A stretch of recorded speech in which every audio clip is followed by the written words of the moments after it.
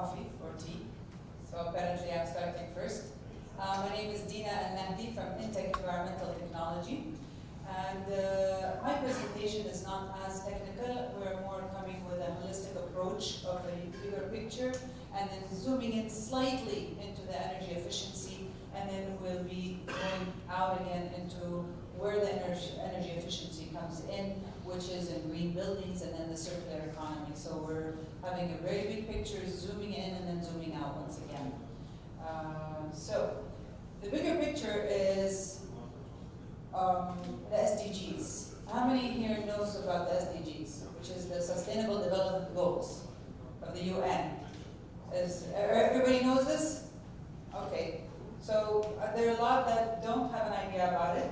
So these are sustainable goals that have been put in by the UN, required by all the world's governments, basically, to fulfill them, which are 17 goals. One of them happens to be, of course, energy efficiency, and providing energy to all sectors and everybody, basically, in the world. That's the general picture. Saudi Arabia has prepared their first sustainable development goals in 2017. And so we're going to highlight just which one? Yeah, we're going to highlight, of course, this one here, which is the energy, okay? So we see that what it's covering here is that, most importantly, to provide energy that is renewable and that is saving resources as much as possible. This is in a nutshell. What means that for Saudi Arabia, which is the largest oil country, or from the largest oil countries in the world, this is a great challenge to shift from oil to renewable energy and saving resources and clean environment. So a lot has been done. We've seen a very interesting presentation from the electric company, which is part of the initiatives that have been put in place to fulfill and achieve the 2017 and 18 targets. There's also the Saudi Energy Efficiency Center, where we're looking into minimizing the waste of energy, minimizing the use, and making it more efficient. Okay, so we see here also, we have used, as engineer here has mentioned, Saudi Arabia does not have a variety of electric companies. So we have the main Saudi electric company, and we also then use their statistics as a baseline.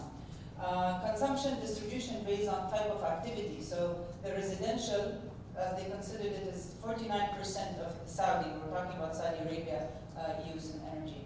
Governmental 50%, commercial 19%, and others are 5%. Now the International Energy Agency has pointed out that the world will need 55% more energy by year 2030, which is about $22 trillion. So each country has worked on and is working on different strategies to implement this. Some are working on reducing as much as possible, some are working on renewable energy, and some are working on the investments of these. So you have the three parts, of course. Building energy consumption. Now, this is part of the lead, which I will get into in detail a bit more.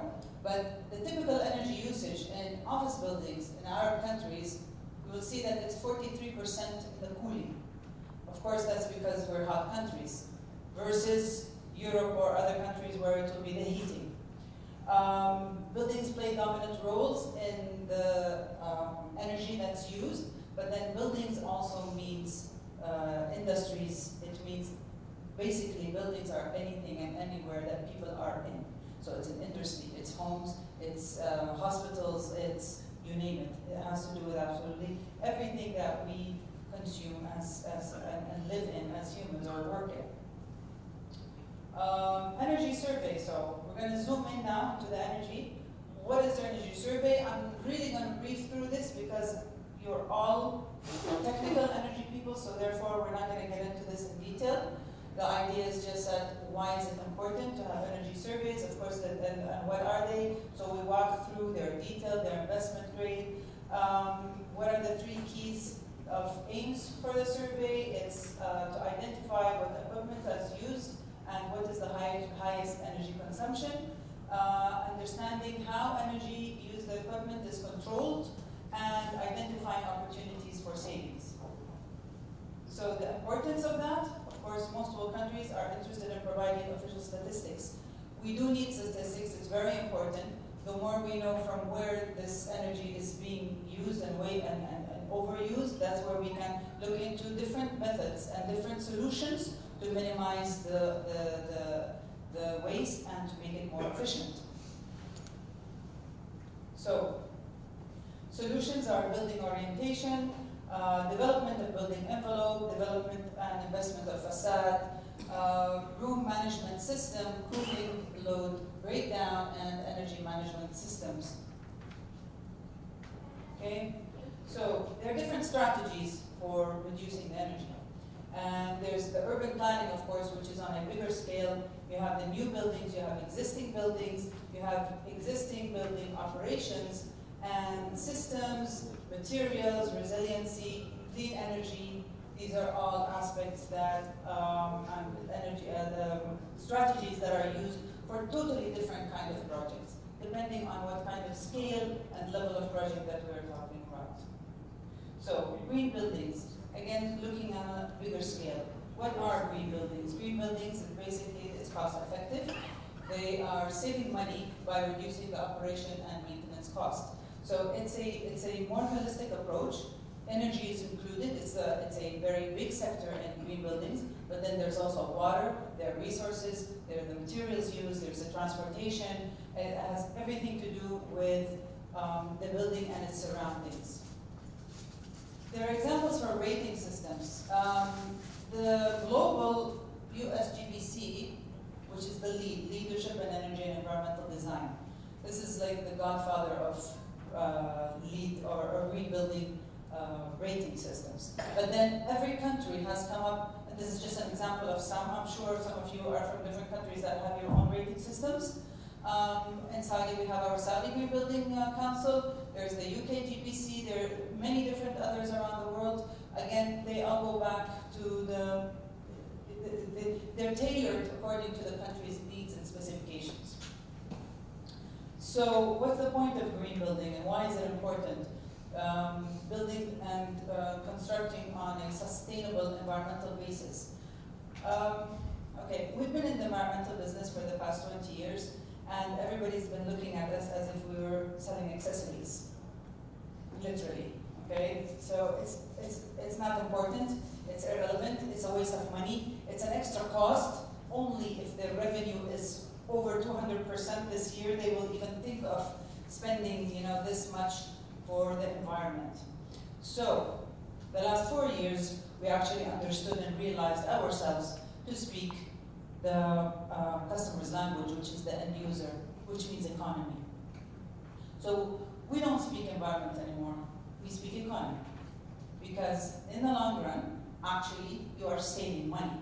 So when you are, by saving the environment and by saving and utilizing the resources and all of this, you're actually saving money. So what does your green building, what's the benefit of paying that extra percent in the beginning to utilize and to save up on all the energy and to save up on the water and have an efficient water, efficient energy, reduce the resources used then it's in the design, it's in the construction, it's in the operation, it's in the maintenance, and then it's in the renovation. All of these aspects have to do with it. So it's the site, from choosing the site, the water efficiency of the building, the energy and the atmosphere of the entire building, internally and externally, of course, if there's any parkings or anything that has to do next to it. Materials and resources that are used in the building, they're environmentally friendly or not. Why? It does have to do with energy as well. You're all energy engineers and you understand this well. The different material that is used will make a difference in how much energy would be needed, say in the back or whatever. the indoor environment quality, location, transportation. So all of these are taken in consideration. At the end of the day, this building, what may it be, whether it's a resort or whether it's an industry as a factory, the utility bills will go down. So this is an example that the expectation energy use should go down 30 to 50%. That's a high percentage. Carbon emissions, 35%, water use, 40%, and solid waste would go down to 70%. So it's worth looking into. Buildings, benefits of green buildings. Again, as we said, the reduce of annual maintenance cost as a result of reducing operation loads. Then there's the improvement of indoor air quality. Improvement of indoor air quality, take it from a business perspective and just to link the cycle. We're humans, and people that are working in any entity are human beings.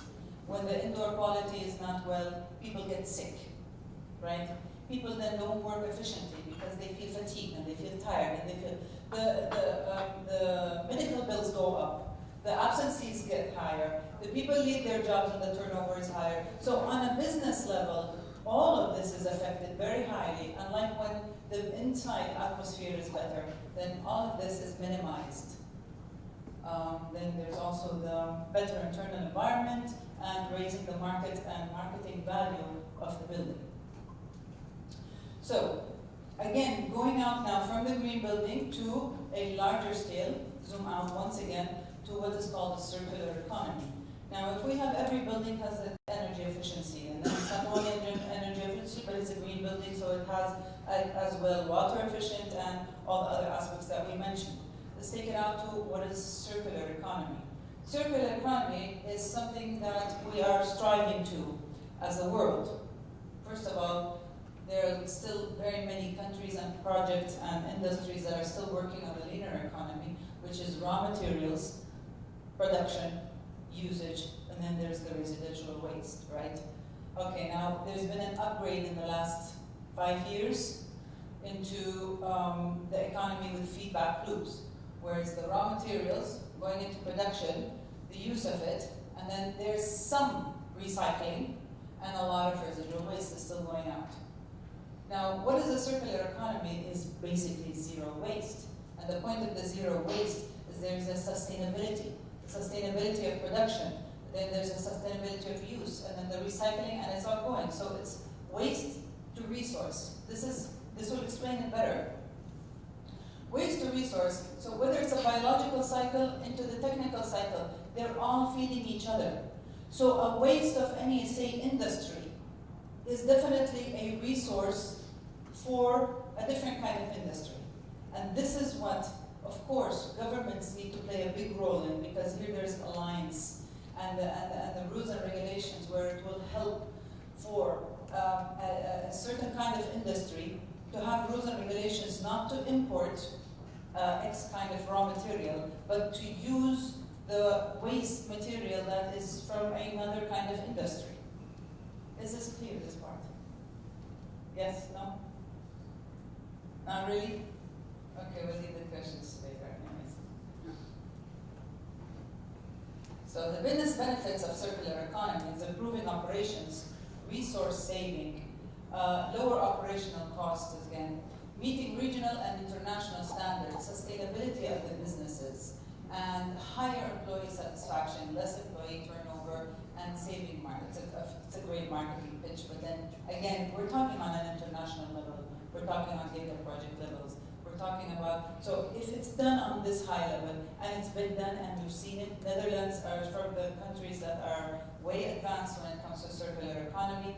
They're importing actually waste from the UK right now, and recycling it and putting it back into their own industries once again as a raw material. So this is a brief idea about Intech. We have our 4 services: environmental specialized training, CSR strategies and environmental awareness, water treatment, and environmental consultancy. So these are some of our alliances, international alliances. We do consultancy, we have alliances with many different companies and universities. We're always interested to add more to our alliances because our projects in Saudi Arabia are getting bigger, larger, and more sustainable. It's become mandatory in our Vision 2030 and our Transformation 2020. Most of the KPIs, if you have a chance to look into them, they're on the website, Saudi Vision Transformation 2020. The KPIs are 80% sustainable and environmental. So this is a very important time for this kind of business. These are some of our clients. We have governmental and local, and this is